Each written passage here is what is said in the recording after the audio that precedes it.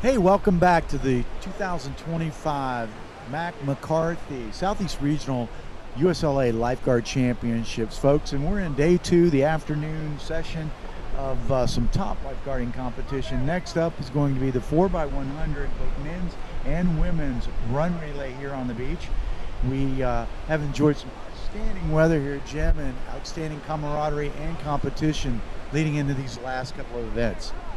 Jim McCready here. I'm Hallandale Beach Surf Rescue Chief and Competition Director here for the Southeast Region. Glad to be here bringing you this outstanding event hosted and brought to you by Volusia County Lifesaving, Volusia County Beach Safety here at the beautiful Hard Rock Hotel in Daytona Beach, right on the beach, right behind the event site. We couldn't ask for a better location with better conditions. Big wide beach. We had an outgoing tide that allowed us plenty of room to execute a lot of the events that we're going to have. We got a lot of equipment spread out all over the beach. We got, I see a colorful array of surf skis, paddle boards, every color of the rainbow, tents from all over the state of Florida and far-reaching as the Panhandle and into Alabama. So welcome everybody in for this final fourth of the four sessions that we've had out here on the beach, and we're going to show you a couple more exciting events before we close for the day. Next up, the 4x100 men's and 4x100 women's 100-meter sprint relay, and we have some advantages going into this event because we had the 90-meter beach sprint earlier. We have the course already set up on the beach with the delineated lines separated by the ropes with the orange cones at the end of each lane. We're all ready to go from a course setup perspective. And because these athletes have just competed in multiple heats in this 90-meter beach sprint, they have a pretty good idea who is on their respective teams. No need for runoffs. And it looks like everybody's lined up and marshaled and ready to go.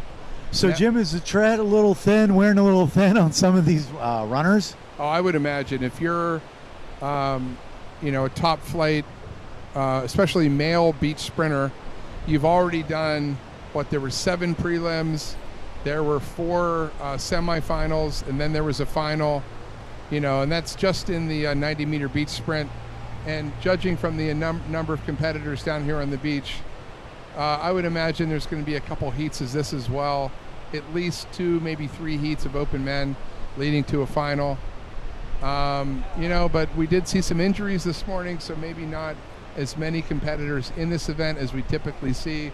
And we'll also have some beach sprinters that are saving themselves for the finals in the beach flags this evening at the ocean deck. Right, so we're knee deep in beach flags competition as well, so they've got some miles on them in the prelims for that too. That was held yesterday afternoon and this morning. This event is limited to 4 teams per chapter, so although we have a ton of Emerald Coast sprinters availing themselves to this event, they are only limited to 4 teams per chapter. I'm looking down there. It looks like they may have at least 4 teams.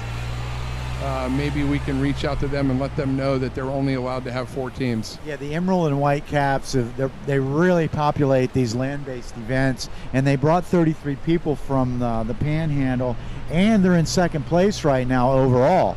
So they don't want to fall out of contention, and they don't want to lose the stranglehold they have on second place right now over Fort Lauderdale and Deerfield. So they're going to throw everybody and everything at it for these final 2 events in beach flags tonight. And we would hate to see some of those competitors disqualified. So if somebody could reach out to the Emerald Coast team and let them know that they're only allowed to have 4 teams in this event. I believe they accidentally put 5 teams in the board rescue relay this morning and had to have a team disqualified. So let's reach out to them and let them know they're only allowed to have 4 teams in this event. If I was the 5th team in this, I'd say I'm out. Yeah, good excuse to rest up those legs for the beach flags this evening if you made the finals.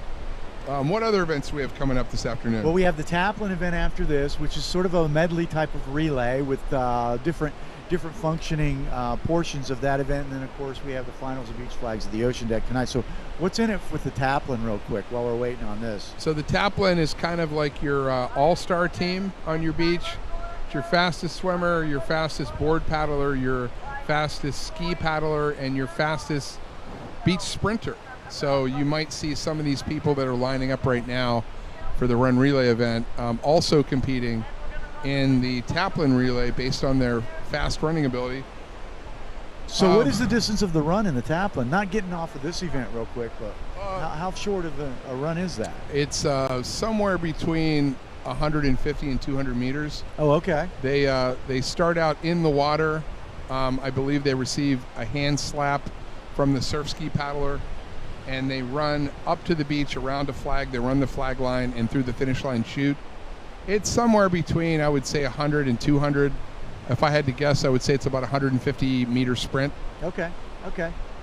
Shout out to the remote cameras that we've got set up everywhere, and the 2 drones that are flying over here. We're trying not to miss any portion of the action, and it's also helping our judges with some of these close finishes we've had. But boy, we've had some outstanding footage at this beautiful venue here at the Hard Rock today, and hopefully we can get everything in. We've had some poor weather predicted. Nonetheless, it passed by us yesterday morning, and we got everything done without a hitch. So I see the officials going from team to team, making sure that everybody knows the rules. Now the officials are heading down towards the event site itself to make sure that the course is still in tip-top condition. Now it appears that we are trying to get some stopwatch timers. Lane assignments, so we're going to need 10. And is it out 2 men on each end of the course? Is that how it's going to work? Yeah, that's exactly right. So first and third on the south end, I imagine, and second and fourth anchoring on the north end of the course. Yep, that's how it works. All right, fairly simple. And we talked about strategy earlier. A lot of people, a lot of teams traditionally will have their fastest starter lead off in that number 1 position, and that will typically be your fastest beach flagger who gets that really good start to lead your team. You know, maybe you get a couple steps headed into the second round of your relay. And then, of course, you have your anchor leg. Your fastest runner will most of the time be your 4th position runner to finish up your run relay team. Now, is there a baton involved in this, a piece of hose like in beach flags, or is it just a hand slap, or what? So when I started going to these events, it was an actual rescue buoy. Well, I remember. We used to use a can buoy, which created a lot of stoved fingers, or a mini broken can. noses. Yes. And so at some point, somebody decided, hey, that's a bad idea, and they started using the same length of hose that we use for the beach flags. Okay. So I believe that's what we're going to use here as batons, are those roughly 8 to 10 inch lengths of garden hose. There's still a little bit of oopsies and drops, but with less damage done, I know. And I do remember with the buoys, they still use those in our inner zone, a mini can, and it just throws the whole balance of the runners off. I mean, for practical purposes. Looks good for the pictures, though. It does for display. And yeah, do they run with a buoy down the beach on a rescue? They certainly do. They better not forget it. However, when you're exchanging that buoy at such a high speed, there could be some finger dislocations involved. I definitely agree with that. You know, but let's talk about that for a second. Nowadays, with the emphasis on preventative lifeguarding, we're not going to have as much sprinting up and down the beach as we used to, a la Baywatch style. Right. The way that lifeguards do the job today, they can spot the hazards before a swimmer even gets near them. Then they mitigate the danger of that hazard by keeping people away from that hazard. When we talk about hazard, we're talking most likely about rip currents here on the beach. Right, designated rip area. We know where the rip currents are. We put flags, cones, signs up, and we try to keep the swimmers away from those rip currents. But at the same time, you know, Daytona Beach can get pretty crowded, and maybe you can't keep every single person out of every area you'd like to, and there will be rescues. That's the truth here. It's so massive when you're guarding about 28 miles of beach, and there's so many access points to the beach. you have to place your guards in areas where you know the crowds are going to be, and then typically and historically where rips are, and there's historic locations where rips are located next to piers, jetties, what have you, where certain drainage points are. In fact, today we have a group of about 5,000 campers at some of our major hotels here for a big convention, and these are all teenaged kids that we have to be responsible for. So we'll add extra towers and PA systems and roving ATVs and whatnot to those areas, but it is hard to manage an expansive area like this. And rescues aren't the only reason that lifeguards would need to run. We have a lot of medical emergencies here at the beach. We have a lot of people that come to beaches on vacation, not in the best shape. Maybe elderly people used to be good swimmers in their earlier days. In their mind, they're still that expert swimmer. Right. They go out into areas they shouldn't be in. We race to medical emergencies. Sometimes you can do all the prevention in the world, and you still might have to kick it into high gear and use those beach sprinting skills to get down there as fast as you can to that medical emergency victim or that rip current rescue victim. You know, and anything can happen to the beach. Sometimes we have fitness swimmers that come down to the beach. They may be swimming laterally down the beach and have a medical emergency. Yes. We've had people have strokes, seizures, heart attacks, and an occasional a tumble with a marine animal out here. Yeah. And you can't predict that kind of stuff. So you do necessarily actually have to use your beach sprinting skills. But that's a minority of the time. Yeah, face first with a jellyfish is never fun. No, we don't recommend that. Portuguese man of war, and something that they're going to run into, and I know you do it because I was looking at some of your statistics for the month of March, is heat exhaustion. These people coming from the far north, all of a sudden they're hit with right. this humidity and heat. If you're from Minnesota or Canada, and then you show up in South Florida and it's 88 degrees with 88% humidity, and you had a cup of coffee and you headed out to the beach, you know, you might be confronted with some type of heat emergency. Yeah, and you know, you can keep people away from rips, but hydrate, whole different thing. And we're going to take a break, and we'll be right back with you for the start of the 4x4 men's.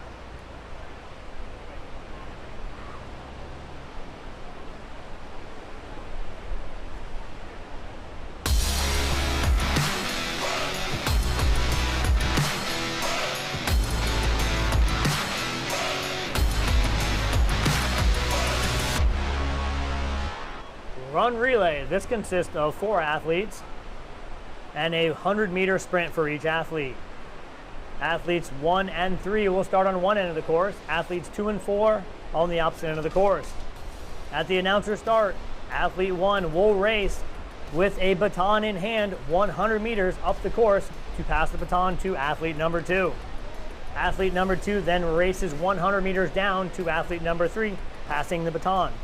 Athlete number 3 then races back 100 meters, passing the baton off to athlete number 4, and athlete number 4 races back 100 meters, sprinting across the finish line.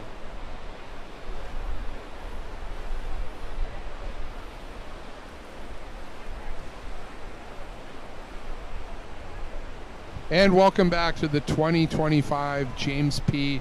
Mac McCarthy Memorial Southeast Regional Lifeguard Championships here in beautiful Daytona Beach at the Hard Rock Hotel. So we're marshaling up lane assignments now for the men's 4x100 relay, and it's the second to the last event that we're going to have at this location, and we're just going to have to see how many participants we've got in each race. I do see, like you said, plenty of the emerald and white colored caps. And I do see some Volusia County red caps with black suits down there. So we see participation from both first and second place right now in team standings in this lineup. And we will also see some mixed teams now that we know who all the fast 90-meter beach sprinters are. I'm sure there's been some negotiations down there on the front lines trying to determine what kind of mixed teams can be put together to contend with these Emerald Coast sprinters. take a little point here and there from them and get your team a couple of extra points. Hey, if you got 2 guys, let's say from Deerfield and 2 guys from Palm Beach, they're probably familiar with each other anyway. They can get together, and if they score in the top 10, that's some pretty good points. And then your team captain gives them a quick tutorial on how to pass the baton. Yeah, and let's talk about that for a second. You could have the fastest sprinters on the beach, but if they don't know how to properly pass that baton from one runner to the next, you can have a run relay disaster, as we like to say. Right, and this baton is bendable. It's a piece of garden hose. It's not a firm piece of like track and field baton that you would normally see in a 4x100 relay that you would see at a collegiate event. And you'll see a couple of different techniques with the baton transfer. Some of the teams prefer to have the second runner put both hands in front of their face and have the leadoff runner place that baton in that pocket that you create with your 2 hands. You'll see other teams just with 1 hand out in front. Those are the teams that maybe have practiced it a little bit more. And I know on our team, we would tell the leadoff runner not to let go of the baton until they felt it physically being pulled out of their hand. And as they pass by, one's coming at a high speed from one direction, and you've got to either pick, okay, I'm going to line up and wait on the right-hand side of the lane or the left-hand side of the lane, and then determine which hand you're going to hand it and cross over to. There's a lot of congestion there in these handoff points. And we've seen many first-place teams lose the event just by virtue of the fact that they dropped that squiggly piece of garden hose. So this garden hose we're talking about, folks, is the same thing that they use in beach flags, which is and in gardens. And a musical chairs event is what it is for people not familiar and they haven't seen it yet on this recording that we've been covering. But again, you're going to see the finals tonight where they bury these beach flag pieces of garden hose into the sand and have the majority of it sticking up, and there'll be one less piece of hose than there is competitors, and so on until we eliminate everybody down to 1. So we're lining up with stages 2 and 4 in the run relay have gone to the north end of the course. 1 and 3 have stayed here with the starting line, and the exchanges, of course, you're familiar with, will take place as they finish up on their 100-meter sprint and hand off to their next partner. It appears down here on the south end of the course, everybody's lined up and ready to go, receiving final instructions here from our officials. Looks like at least a second heat is going to be waiting behind them. Everybody's set on the north end. Judges are in their place for the exchange. Cameras rolling, drones overhead.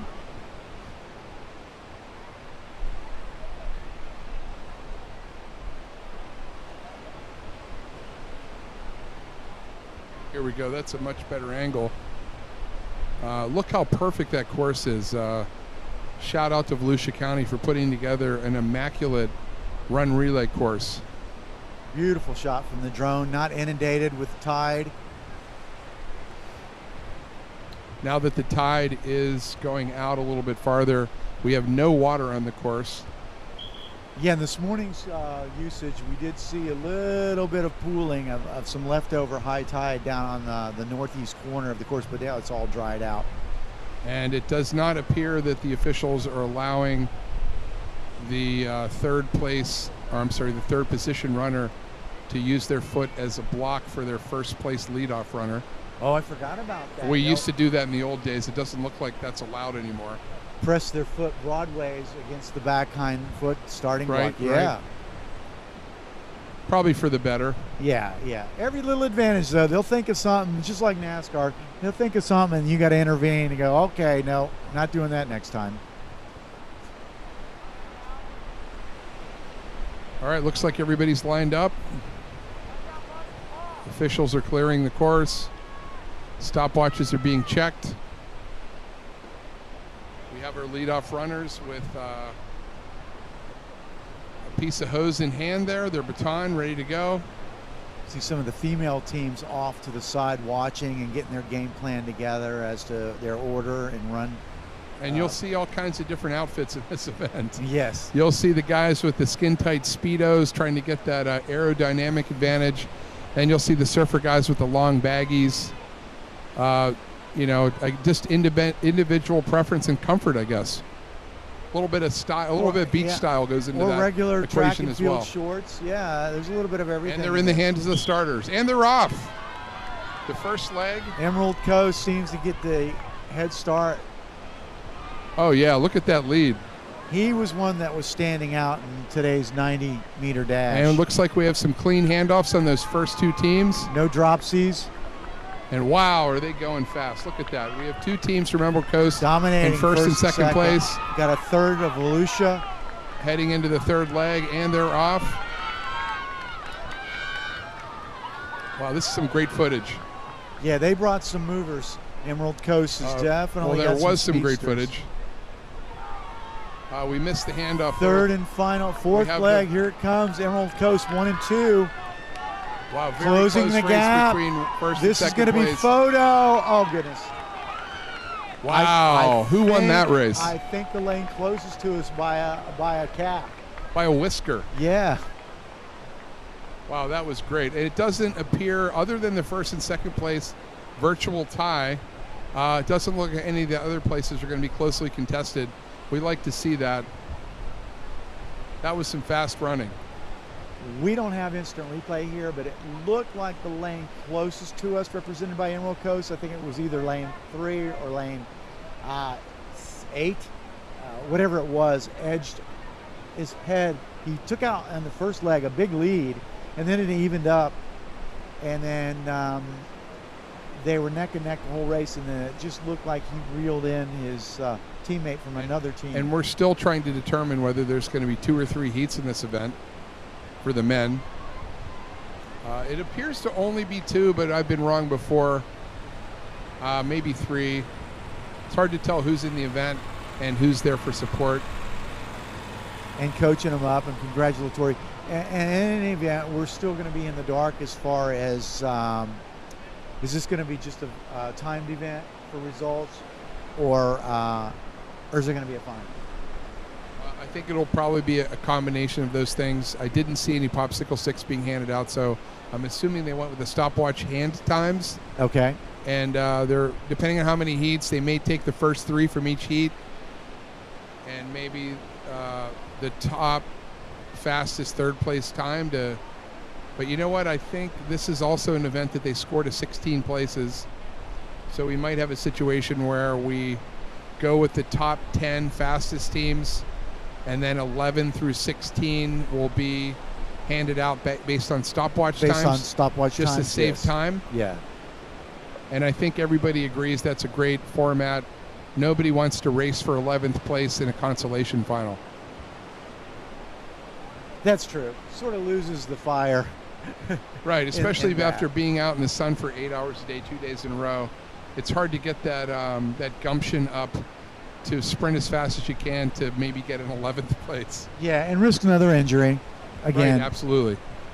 And, you know, we talk about injury in the context of competition, but if you get injured at this event, you still have to go to work on Monday. Or not.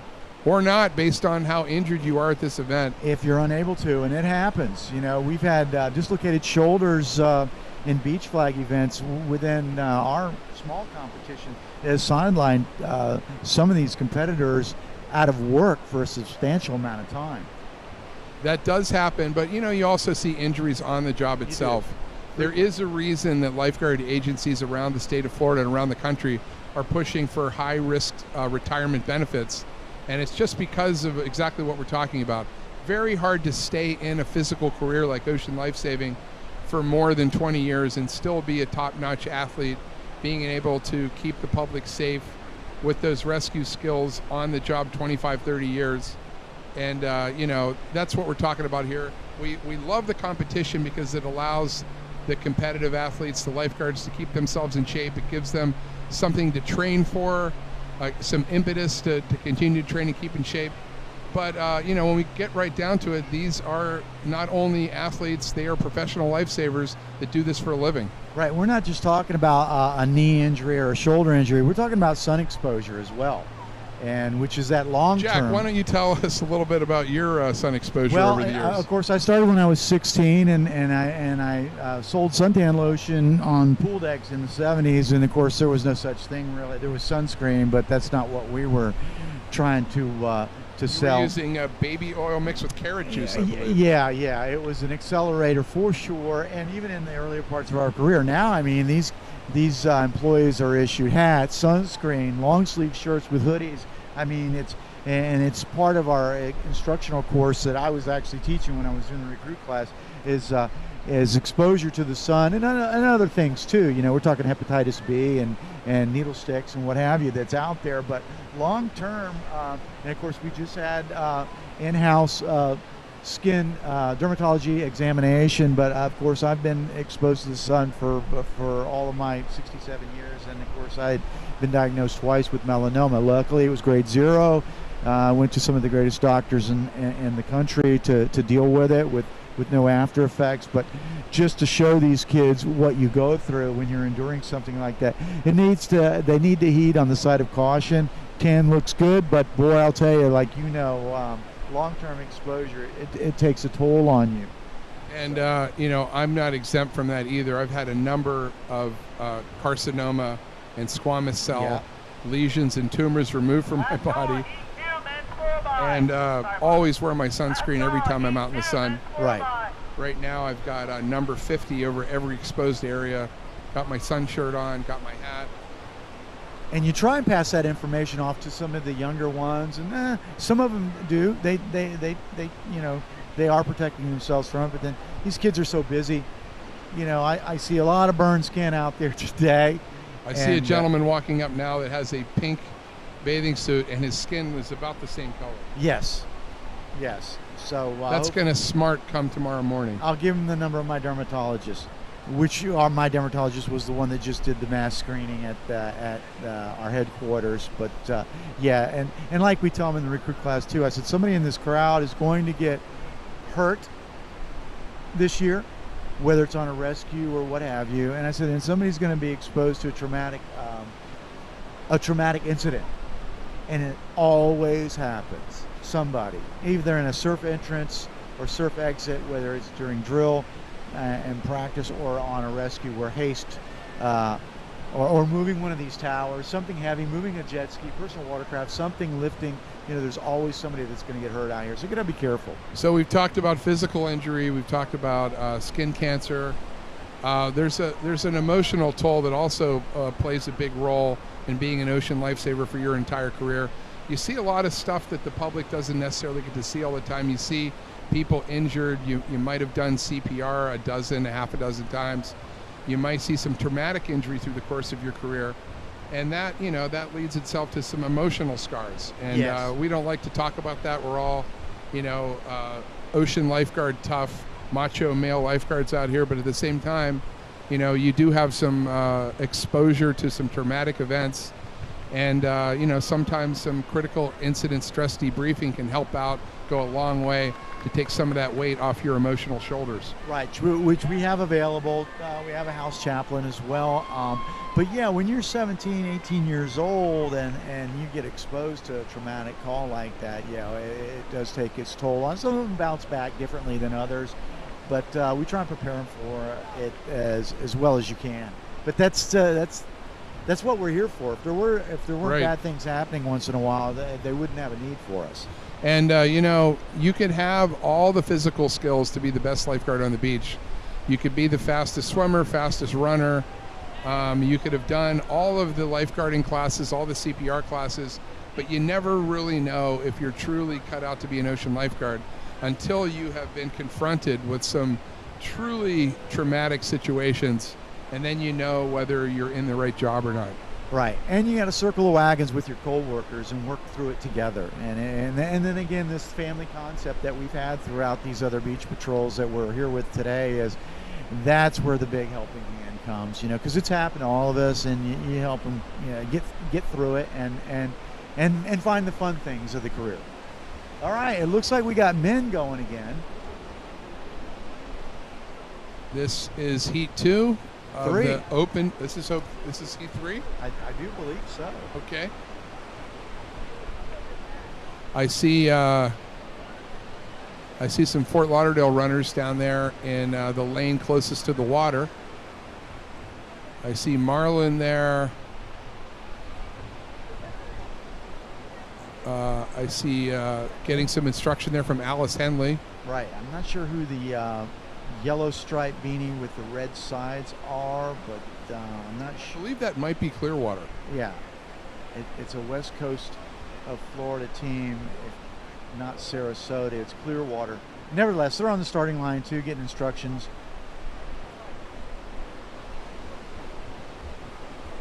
Definitely a spectator-friendly event, because you can get close up with the competitors and right on the line for the race. I believe that's Matt Linsky down to one knee there in lane 2 or 3. Palm Beach County Lifeguard. Right. Also a doryman. Good rower, good surf skier, good all-around waterman. And it looks like they're in the hands of the starter. We have our runners in their blast-off position here. Some choosing the track start, some in the more upright position. And they're off. And look at Matt Linsky go. Wow, fast runners here. Would this be an age group?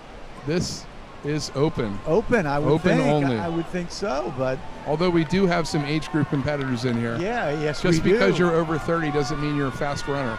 Doesn't mean you're not a fast runner. And here we go. Leg 3 is on their way.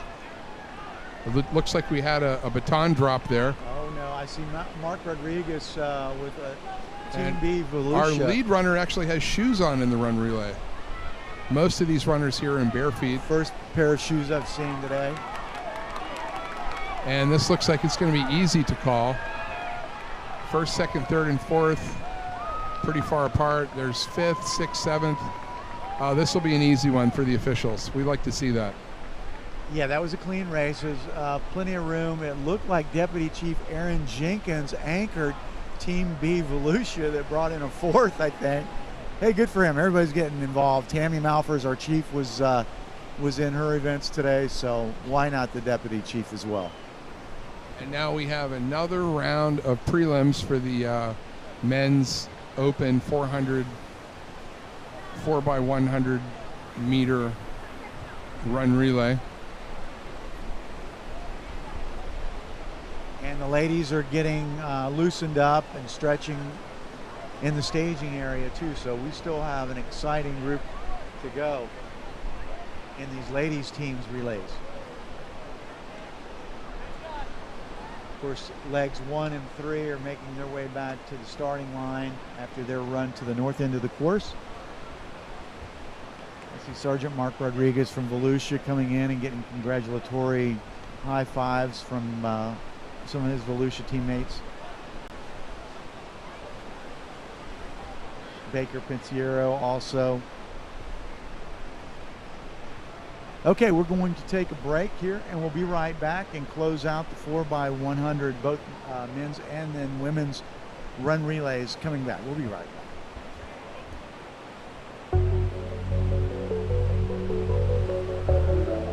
My name is Tony Beasley. I became a full-time lifeguard because I enjoy helping people and I love working outdoors. My name's Marin, and I want to be a lifeguard because my dad used to be one and I like being on the beach. My name is Ricky, and the reason I chose to be a Volusia County lifeguard is because I like the lifestyle, working out, staying in shape, helping people out. It's a labor of love for me, and that's why I chose to be a lifeguard.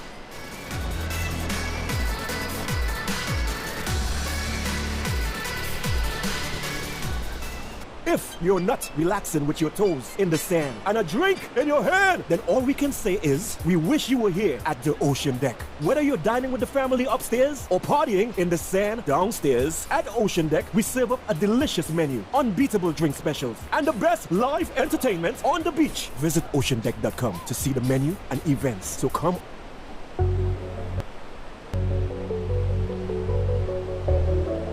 My name is Zoe Fulton, and I chose to become a lifeguard because I love the ocean and the beach. My name is Chandler, and I chose to become a lifeguard because I wanted to make a difference, and there's no better place to do it than the beach.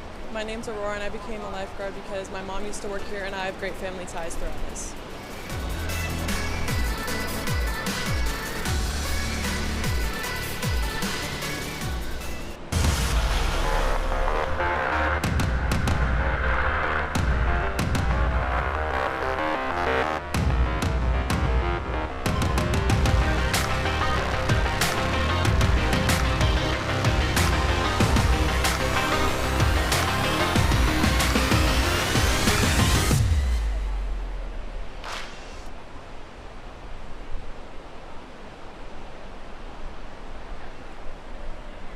Okay, we're back. Welcome back to the 2025 James Mack McCarthy Southeast Regional United States Lifesaving Association Regional Championship. We're winding things down. Session 4, day 2.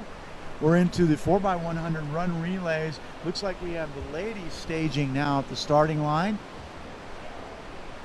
The men's just concluded theirs. We're not sure if we're going to go back to a finals heat or they're going to do awards based on time with the men, but we have the ladies up there drawing for lanes at this time. Should be exciting to see how many teams we've got trying to garner some more points in this closing stages of our competition. Been a great 2 days, hasn't it, Jim? Absolutely, and you know, judging from the number of Emerald Coast male runners, let's take a look and see how many female run relay teams we have from the Emerald Coast. Like I said earlier, each chapter is limited to 4 teams, 4 relay teams per chapter, per event. So does it look like we're going to have 2 heats or 1 heat here?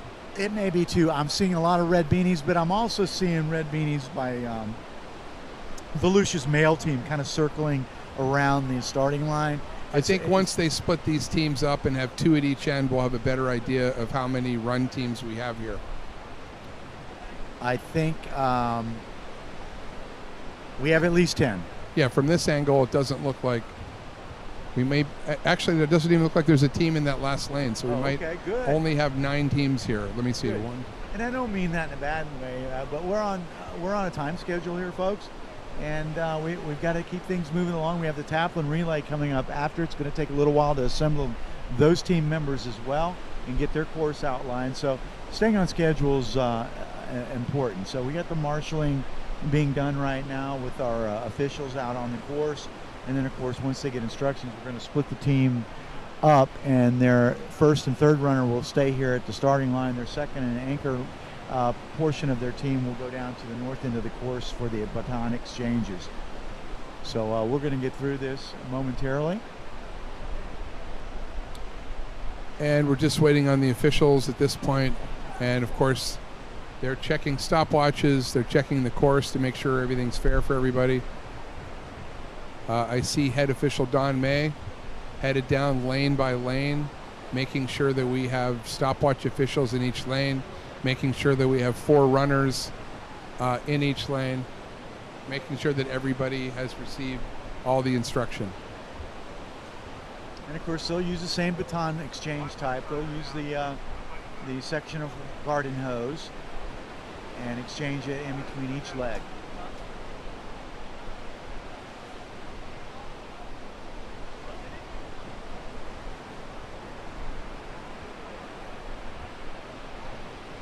You know, most people assume this, and for the most part it is, a race of the young. You know, your fastest competitors sometimes are your younger runners. But if you keep yourself in good shape, some of our fastest sprinters are actually age group runners. I know one of the fastest runners that we have in South Florida is Jillian Kenny, competing for Deerfield Beach. I believe I see her out there. She would definitely be one of the faster run legs. I know when she was a high school track athlete, she won this state championship. And I think it was either the 4x100 or the 4x400 run relay. Wow, that's impressive. And she probably pays a lot of attention to nutrition and recovery as well at this point. And in fact, she was a full-time lifeguard, and then she became a full-time firefighter, and now she owns her own fitness studio. Oh, well, there you go. where she does, I believe, anything from Pilates to yoga, Stretching, everything. everything you can. And she's very well versed on all this stuff. Keeps herself in tip-top condition. Core strength. And that's important as we age. So she's taking care of herself and extending her career in lifeguard competitions. And we don't like to talk about a lady's age, do we? Oh, no. But no. let's just say she's not in the open category anymore. She's not 29 anymore, and that's that. But we will see her in this event, and she should easily make Beach Flags finals for the women if she hasn't already done that this morning.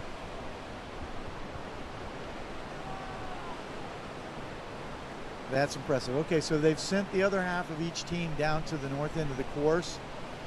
So they've gotten their exchange instructions, their lane assignments, and we'll go from there. It shouldn't take too much longer. And this appears to be a final. I don't see a lot of women milling around behind them. Nobody waiting in the wings. So this is straight to final. I believe there were 9 teams, unless I missed one. There'll be 9 or 10 teams here. And this will determine our regional championship in the women's 4x100 run relay. We should get an aerial shot here to help us out here in a second. I think if we still have drone availability, and we'll be able to see from a bird's eye view what lanes are being occupied and which ones aren't. And if you look at the start-finish line there, you see a couple of those famous red Volusia County Lifeguard chairs. You have one facing the water, you have one facing away from the water, and I believe there are people in those towers with cameras. Good. To catch the finish of these races, to decide any ties, any problems that we've had with the stopwatch timing finishes here. The iconic red lifeguard towers. As a matter of fact, kudos to the guys and of course the people at the front desk at the Hard Rock here. We have a tower and a personal watercraft inside the lobby for a little welcome area, and it was nice to see that in there. So we appreciate that. And why do we use these red archaic-looking towers? Because they work. They're durable, and we can move them in moments. Yeah, if you look at the side of the bottom there, they have wheels on them to be moved when the tide comes in and out. Okay, looks like the ladies are on their mark in the hands of the starter. And they're off. That's some excellent drone footage there. Look at that. Yeah, Looks like we have an Emerald Coast woman out in front there. 9 competitors. So yeah, you were right there. We had one lane vacated. Let's hope that this Emerald Coast team gets a clean exchange. Oh, nice. Look at that. No drops. And headed into the third leg. We're looking for the second transition here, the second handoff. Looks like Faith with Volusia took a lead. And now our third leg is taken off here. Emma Pinciero maybe is in the lead with Emerald Coast coming over her shoulder. Let's look for another good exchange. And off to our anchor leg. This will be our speed burners here to bring home the championship here. And look at this. We have look at this race. Reeled in. Didn't see her. And that is a fast woman right there. Reeled her in. Wow, congratulations. That was an awesome race. Super finish and caught one of our fast sprinters from Volusia County. That is the value to having a very fast anchor leg. Never give up. That was a solid team that came from second place to get the win. Now I would imagine, let's see, what are they doing now? I think we have the individual lane judges turning in their stopwatch times. They got the ladies remaining in their lanes for now. But judging on the fact that there was only 9 entries in that's going to be it for the ladies. Unless we did 2 teams of 9 for each heat. Maybe that is the case. I don't see another 36 people. I think they're just milling around to see how they did. Yeah, I don't see another 36 ladies down there. So don't scare me like that, Jim. But yeah, I think that winds up the women's. And it does. So this is just curious milling. Yes. I see some happy faces. I see some disappointed faces, as we will at all these events. And points are going to be awarded, I think, by virtue of times on the men's side as well. I don't see any of the top finishers getting back into the area to stage for yet another burn. And enough is enough for them.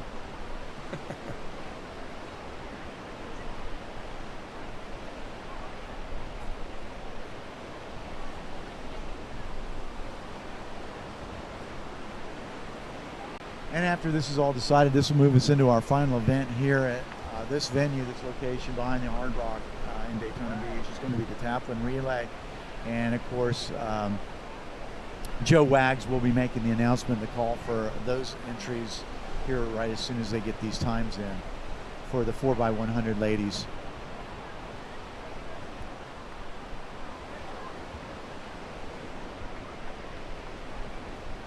You know, I do think we have the men's final coming up. I see some men shuffling up to the start line.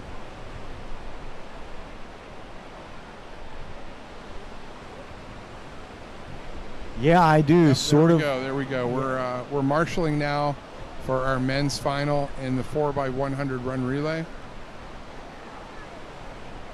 Yeah, I didn't see anybody loosening up. I was remiss in saying that they had all but disappeared, but now they're reappearing. They were probably finding some shade, and all of a sudden, out of the tent work instead of woodwork, the tent work comes several men's teams for a final. So here we go. Stand by on the Taplin Relay. Sorry for those people back at the producer's room. We're in it for another 5 minutes.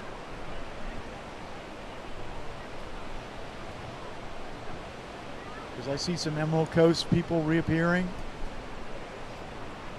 And you gotta like that we're not even at 4 o'clock yet, and we're finishing up our second to last event. Right. And we have one event left, other than the beach flag finals tonight at the Ocean Deck. One more beach event left here at our event site. And that's a pretty quick event. It's not an age group event. It's only open men, open women, and because of its relay nature, I would imagine that there would only be one heat final for the men and one heat final for the women. Yeah, there's plenty of equipment out there, so that should be the plan.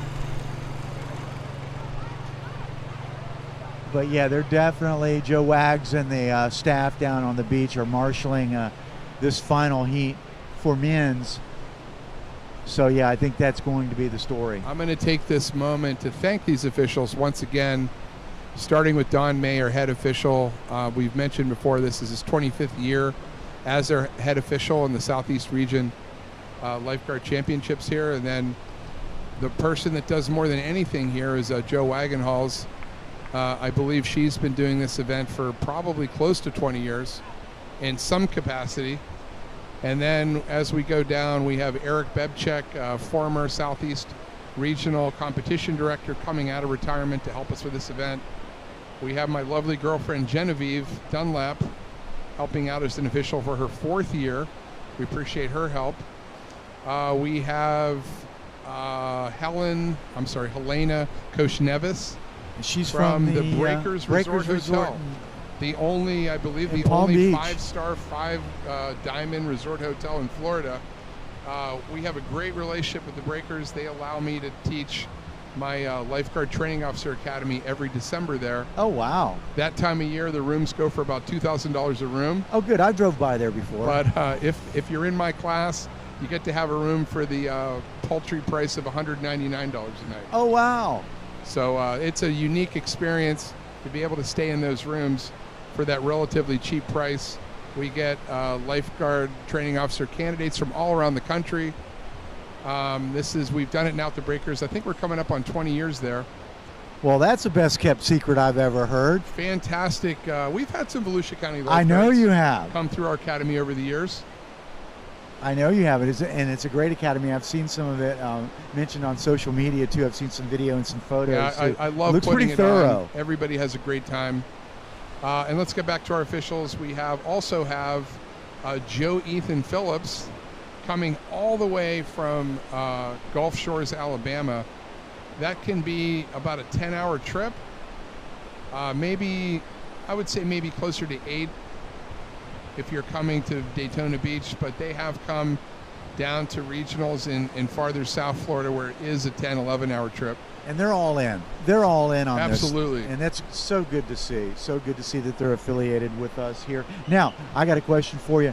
How many of these officials that you mentioned are included on the national level? I know they have been before. Some of them, they represent each region on a national level, but do any of them participate in national? So as we look at our core group of regional officials, I know Don May has been a national official from time to time. Eric Bebchek has also been an official at the national level. I have been an official at the national level. I don't know. I will not be making nationals this year, but I'm not sure if any of our officials will be making that trip out to California. A lot of work involved. Is that a 3-day, 3-course? Is it 3-day, 3-course? Don't they have 3 setup courses usually? It's becoming a 4-day event with the junior lifeguards. You have a prelim day on Wednesday or Thursday, and then you have your finals on Friday and Saturday. And everybody looks forward to those surf conditions out there in Huntington Beach. Should be a fantastic event. There's a good shot at our official corps, deeply embroiled in some type of discussion. I'm imagining it has something to do with this final run relay leg for the men's open 4x100 run relay. There's AJ Miller in his famous pink Speedo. Yeah, his daunting outfit there. There's no accounting for fashion there. And the white dress shirts, they look kind of nice actually. They probably wear cool as well. Yeah. But yeah, there a lot of the team members from Volusia were issued these team white dress shirts, and I'm thinking, well, whose Class A closet dress-ups did they rob to silkscreen our emblem on the back of them? But nevertheless, they kind of look nice. And again, when you talk about nationals, that's a long way to go. It's a long work week with a lot of planning, a lot of moving parts. So I wish them well. Any or all of them are going to attend. And not only competitors, but the officials especially, because they work and not a lot of reward at this stage of the game. It's just a lot of work to keep the tradition going. Well, you do feel good at the end of the event knowing that you were able to provide fair competition for all the competitors. But like you said, a lot of work, a long day, very hard on the feet, ankles, knees, just standing around, walking up and down the beach all day. Not too much verbal abuse? Controversy? There is controversy. There is, because at that level, you're talking about the best. It's intense. Ocean athletes in the country. And with that high level of athleticism comes, an expectation of winning events and all the training hours that go into that. And if things don't work out exactly the way you predicted them, you get angry. I mean, if you're not upset, if you're not angry because you didn't win, then maybe you didn't want it enough. Yeah, you didn't take it serious enough. But at the same time, you have to have officials to keep the wheels on the machine to go and go by the rules and keep things flowing. And we do like to highlight the good sportsmanship that 95% of our competitors have. We don't want to encourage any tantrums. No.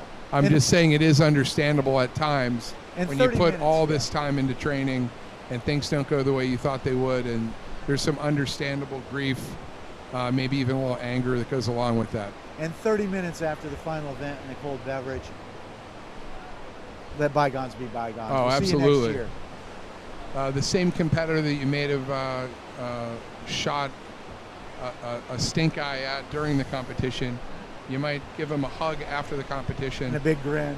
Little maybe wink and a grin. Maybe, like you said, buy him a cold beverage at the lifeguard party at the Ocean Deck. Yeah, there you go.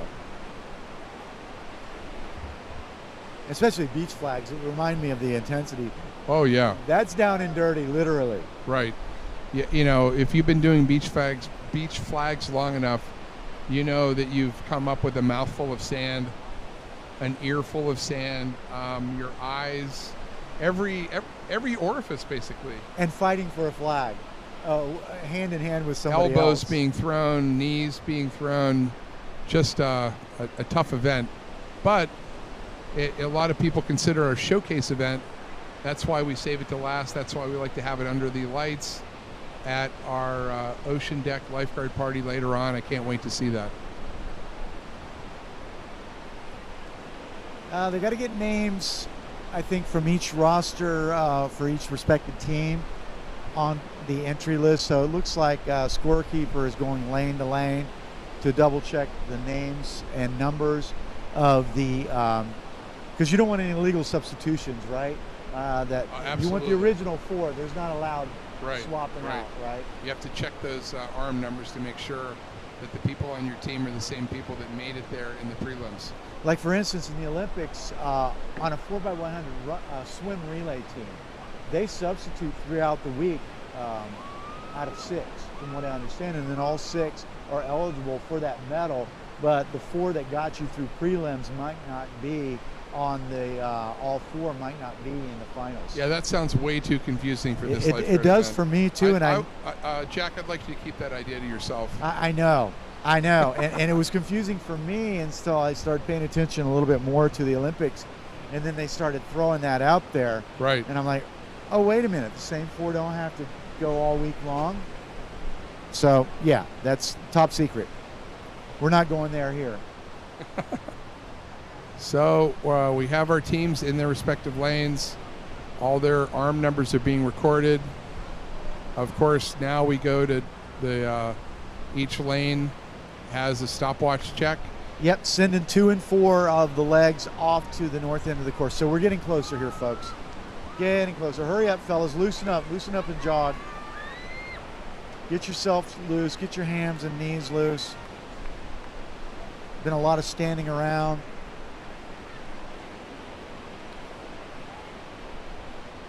Some of these guys are dragging it out and walking And this slowly. 100 meters becomes a long 100 meters after your second day of competition. It feels like 120, even 150 meters at this point. Yeah, long walk. Especially for our beach flaggers that are used to running 20, 25 meters. I see Hunter Pintiero and one of Alusha's team beanies taking that slow walk. He's second to the last one up there. It's been a long week for him. I see a very stoic Matt Linsky there. All right, good for him. Matt's expecting a child as well. Wow, congratulations to him. Yeah.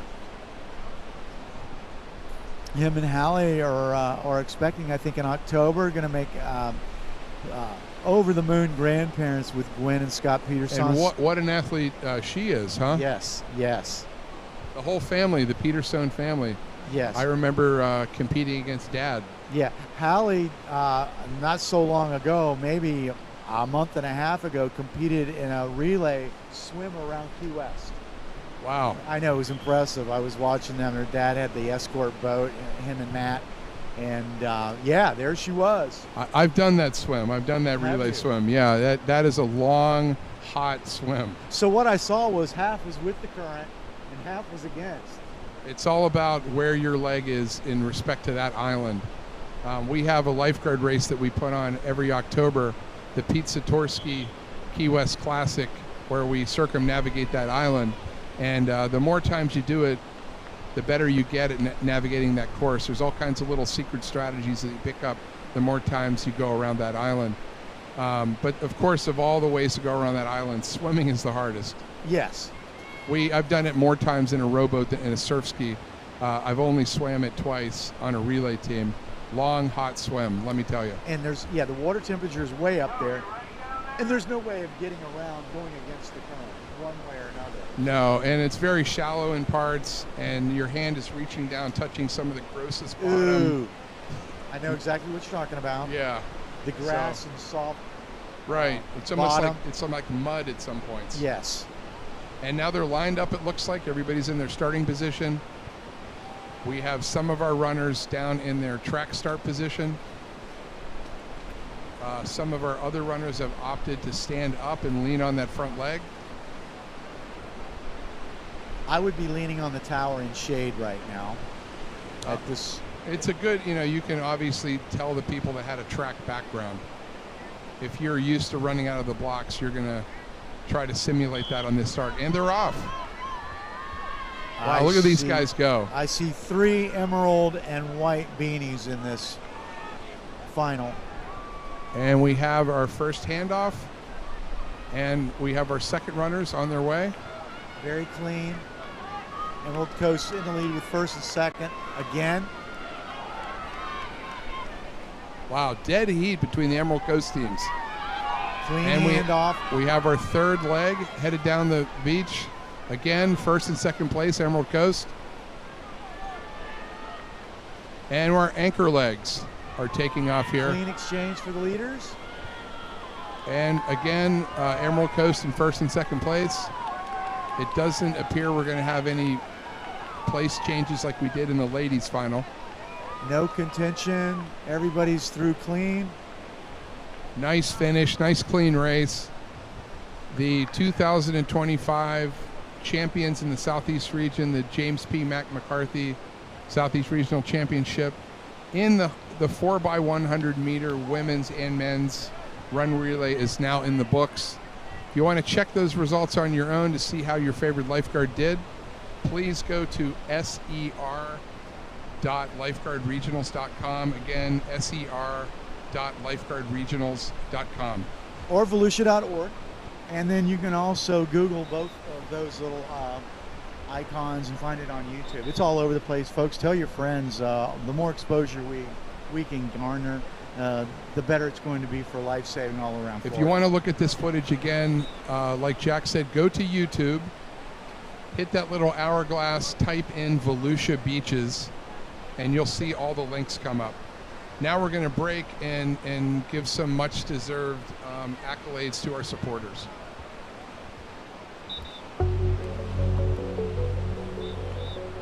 And Beaches Entertainment Eatery, great place to stop. Please pick up your Joe Lynn swimwear before you leave today. And Josh Wagner, lawyer dude. How you doing, Josh? Thanks for the help. And for all your screen printing, embroidery work, if you want some t-shirts, some rash guards, go to Cubco. The Fish Tank, located in the Home Depot Plaza, West International Speedway Boulevard. And for all your lifeguard gear, your rash guards, your baggies, go to Waterman. And Cito, get your membership for Cito. Don't get caught out on the water without it. And for your skincare, sunscreen needs, go to Tropical Seas Land Shark Sun and Skincare. And the Ocean Deck, go see Ken Botts. Thanks for the support through the years, Ken. We're going to have a party there tonight. And for your health care needs, Advent Health. And last but not least, a Hard Rock Hotel. Thanks for all the support, everybody. Not last at all, Watchtower. Oh, sorry. Don't forget Watchtower for all your lifeguard agency statistical needs. Very great product there. Please reach out to these guys. Every